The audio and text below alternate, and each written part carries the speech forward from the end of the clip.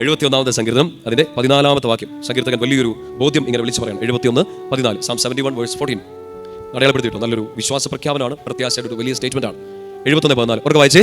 ഞാൻ എപ്പോഴും പ്രത്യാശയുള്ളവനായിരിക്കും, അങ്ങയെ മേൽക്കുമേൽ പുകഴ്ത്തുകയും ചെയ്യും. ഞാൻ എപ്പോഴും പ്രത്യാശയുള്ളവനായിരിക്കും. നിങ്ങൾ അങ്ങനെയാണോ? എപ്പോഴും പ്രത്യാശ. സങ്കീർത്തകനോട് ചേർന്ന് നമുക്ക് നമ്മുടെ എല്ലാ ജീവിത സാഹചര്യങ്ങളും പറയാൻ പറ്റണം. ഞാൻ എപ്പോഴും പ്രത്യാശയുള്ളവനായിരിക്കും. കടം മാറിയിട്ടില്ല, രോഗം മാറിയിട്ടില്ല, വീട്ടിലെ പ്രശ്നങ്ങൾ മാറിയിട്ടില്ല, ഒരുപക്ഷെ ചില ദുശീലങ്ങൾ ഇങ്ങനെ പെട്ടുകിടക്കായിരിക്കും. എത്ര കുമ്പസാരിച്ചിട്ടും പുറത്തോട്ട് കയറി വരാൻ പറ്റുന്നില്ല, ഈ കുഴിക്കകത്ത് നിങ്ങൾ കയറി വരാൻ പറ്റുന്നില്ല. പക്ഷേ ഈശോ സ്നേഹിക്കുന്ന ഒരാൾക്ക്, ഈശോയുടെ വചനത്തിൽ വിശ്വസിക്കുന്ന ഒരാൾക്ക് തീർച്ചയായിട്ടും ഈ ബോധ്യം ഉള്ളിൽ ഉണ്ടാവണം. ആ ബോധ്യം വിളിച്ചു പറയണം, ഞാൻ എപ്പോഴും പ്രത്യാശയുള്ളവനായിരിക്കും. ശക്തി പറഞ്ഞേ ഹല്ലേലൂയ. പൗലോസ് പറയുന്നുണ്ട് റോമ 5:5 അങ്ങനെ പ്രത്യാശ ഉണ്ടെങ്കിൽ പ്രത്യാശ നമ്മെ നിരാശരാക്കുന്നില്ല. വിശ്വാസം ചിലപ്പോൾ നമ്മളെ നിരാശപ്പെടുത്തിയേക്കാം.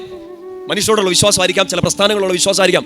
വിശ്വാസം നിങ്ങൾ വിശ്വസിച്ചത് ചിലപ്പോൾ നിങ്ങളെ നഷ്ടധൈര്യരാക്കിയേക്കാം. സ്നേഹം നിങ്ങളെ വഞ്ചിച്ചേക്കാം. നിങ്ങൾ സ്നേഹിച്ചവരോ നിങ്ങൾ സ്നേഹിക്കുമെന്ന് കരുതിയവരോ ചിലപ്പോൾ ആ സ്നേഹം നിരാശയിലേക്ക് വഴിവെച്ചേക്കാം.